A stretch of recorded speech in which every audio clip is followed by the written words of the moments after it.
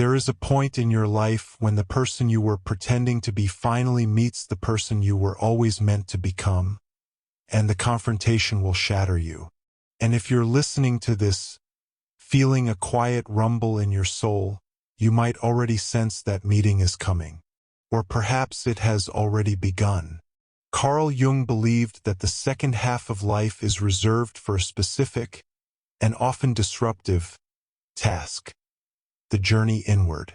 The first half is for building your ego, your career, your family, your place in the world, what he called the persona. It's the mask you show the world. But around the age of 50, sometimes a little before, sometimes after, that mask begins to feel heavy. It starts to crack. The ambitions that once drove you feel hollow. The achievements ring a little empty. And a voice from deep within, one you may have spent a lifetime silencing, begins to speak. It doesn't ask for more success. It doesn't ask for a newer car or a bigger title. It demands one thing and one thing only: truth. Today we explore why that happens and what you are being called to do about it. Let me tell you a story about a man named Robert. Robert, at 54, was the picture of success. A senior partner at his firm, a beautiful home, a family that looked perfect in the annual Christmas card. But Robert was coming apart at the seams. He was experiencing what Freud might have called a deep-seated melancholia. Not quite depression, but a pervasive sense of meaninglessness. He'd wake up at 3 a.m., his heart pounding with an anxiety he couldn't name. The briefcase he carried every day for 30 years suddenly felt like a foreign object in his hand. He'd look in the mirror and see a stranger wearing his face. A man who had diligently followed a map only to find himself at the edge of a cliff he never knew was there. This, Jung would say, is the beginning of the crisis. It's not a midlife crisis in the pop culture sense of sports cars and reckless decisions. It is a meaning crisis. It's the ego, the structure you built so carefully, realizing it is too small a container for your entire soul. The persona has served its purpose, it helped you navigate the world, but it is not who you are. And your psyche knows it. It's like you've been wearing a suit of armor your whole life, and suddenly, you can't breathe in it anymore. The armor didn't change. You did. Freud might have interpreted Robert's anxiety as the return of the repressed. All those desires, those impulses, those parts of his personality that he had to shut down in his 20s and 30s to be a responsible adult. The artist, the wanderer, the rebel, they didn't disappear. They were simply banished to the unconscious. And like any exiled force, they gather strength in the darkness. They begin to stage a rebellion. The 3 a.m. anxiety? That's the uprising. The feeling of emptiness? That's the echo of the unlived life. The life you were meant to live but didn't, pounding on the door of your consciousness, demanding to be let in. It's a psychological mutiny, and the captain, your conscious ego, is no longer in full control of the ship. Jung put it starkly. Nothing has a stronger influence psychologically on their environment and especially on their children than the unlived life of the parent. Robert wasn't just feeling this for himself. He was feeling the weight of every dream his father had abandoned, and every unexpressed potential that his children might unconsciously feel obligated to repeat. The soul at 50 isn't just asking for a little honesty. It is demanding a reckoning with everything you have chosen not to be. It is a summons to court, and the judge is the most ruthless, truthful part of yourself. So what is actually happening inside you? To understand, we need to look at the architecture of the psyche through a Jungian lens. This demand for truth is the central function of what Jung called the self, the archetype of wholeness, the complete person you are destined to become. The self is the general, and it's sending its most powerful emissary to negotiate with your ego, the captain of the ship. That emissary is your shadow. Your shadow is everything you have ever been taught to disown. Your anger, your vulnerability, your creativity, your sensuality, your wildness. We stuff these parts into the shadow because our family, our culture, our first half of life goals deem them unacceptable. But they are not evil. They are vital. They hold your untapped energy and your deepest potential. At midlife, the self insists you open negotiations with your shadow. It's a dangerous mission. To acknowledge your shadow is to admit that the perfect, respectable person you've presented to the world is incomplete. It is to confess that you contain a multitude, including parts that frighten you. Imagine standing at the edge of a deep, dark forest, the forest of your own unknown self. The soul's demand is an invitation to step inside, knowing you may meet beasts and monsters, but also knowing that your greatest treasure is hidden in the very heart of that darkness. This is where Freud's concept of the unconscious is so vital. He saw it as a seething cauldron of primal drives, the ID constantly held in check by the superego, our internalized critic, the voice of society, and our parents. The ego mediates this war, but by 50, the superego's voice can become a tyrant. It's the voice that says, you can't change careers, what would people think? Or your duty is to be miserable, it's responsible. The soul's demand for truth is a revolt against this tyrannical superego. It's your entire psyche fighting for its right to exist fully, not just as a social unit, but as a human being. It's a civil war within, and the outcome will determine the rest of your life. And then there is the anima or animus, Jung's terms for the contrasexual soul image within each of us. For a man, the anima is his inner feminine dimension.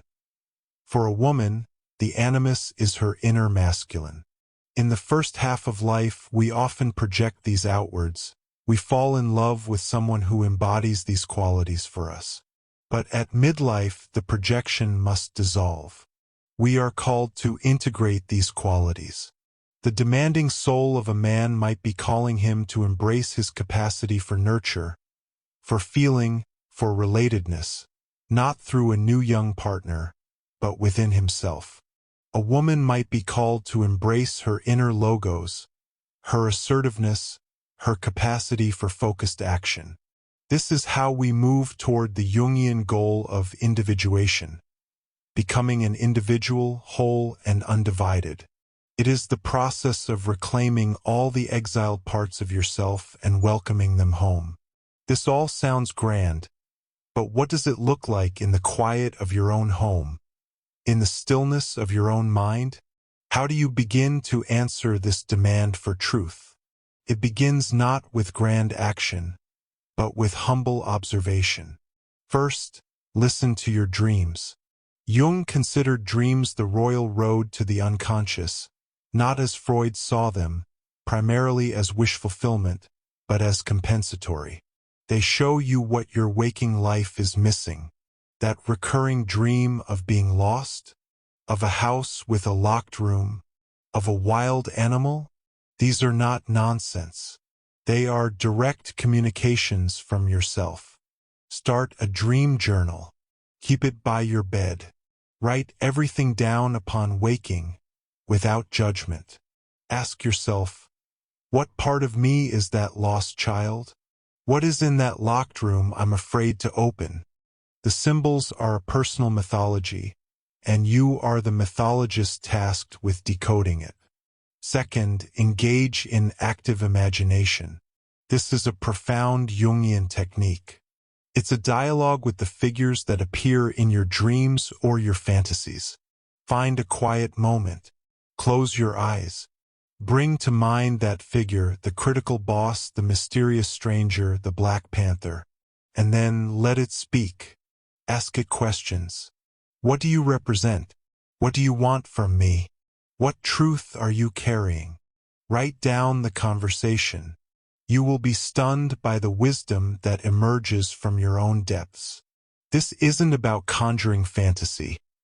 It's about respectfully engaging with the autonomous parts of your own psyche. It's a peace talk with your inner rebels. Third, face your nostalgia. What did you love to do before the world told you what you should do? The soul often speaks through the passions of our youth. Did you paint? Did you write poetry? Did you work with your hands? Did you wander in nature? The impulse to return to these activities isn't a regression. It's your soul trying to pick up the thread of your authentic life that you dropped decades ago. Spend 1 hour this week doing that thing you loved at 15. Don't judge the outcome. Feel what it stirs inside you. That feeling is a compass needle pointing toward your truth. It is a message in a bottle from your younger self, finally washing up on the shore of your present life. But this path is not without its dangers. The soul's demand for truth is a sacred call, but the ego, in its panic, can misinterpret it in destructive ways. This is the shadow side of this journey. Some will mistake the inner call for upheaval for an external one. This is the cliché of leaving your spouse, buying the sports car, and trying to recapture youth. This is not integration. It is possession. It's what happens when the shadow, once unleashed, is not negotiated with but is allowed to take the wheel. You haven't integrated your wildness. You've been consumed by it. You've simply swapped one mask for another, more dramatic one. You've mistaken a jailbreak for freedom. Freud might see this as the ID, the primal drive, breaking free from the superego without the mediating wisdom of the ego. It's a rebellion, not a revolution. Creates chaos, not wholeness. It's the unconscious acting out, not the conscious self taking responsibility. Others might fall into a paralyzing narcissism. The journey inward can become the only journey. Relationships, responsibilities, and the simple joys of life can be abandoned under the banner of finding myself. Jung was adamant that individuation is not about withdrawing from the world. It is about engaging with it more fully, more authentically, from a place of wholeness. The goal is not to live in your inner world, but to bring the treasures of your inner world into your daily life. The true test of this work is not how well you understand your dreams, but how that understanding changes the way you speak to your partner over coffee, or how you handle a stressor at work. The alchemy happens in the mundane. The demand for truth is a call to conscious choice, not to impulsive escape. It asks you to bring your shadow into the light, not to let it drag you back into the darkness. The most important question you can ask is not, what do I want to run away from? But, what deeper truth am I being asked to build my life upon?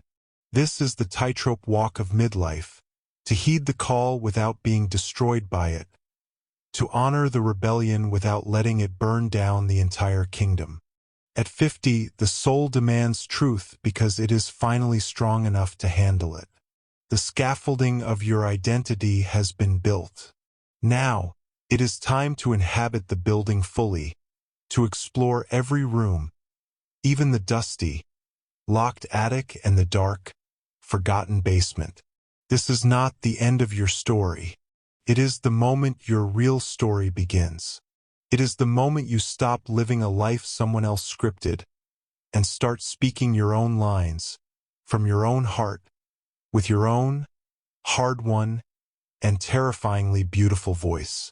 It is the moment you realize the monster in the forest was never a monster at all, but a lost part of yourself, waiting all this time to be found, and finally welcomed home. This is a conversation that is uniquely yours, but you do not have to have it alone. I would be deeply honored to hear what this stirs in you. What is your soul demanding of you right now? Have you felt this shift, this restlessness, this call? Share your reflection in the comments below.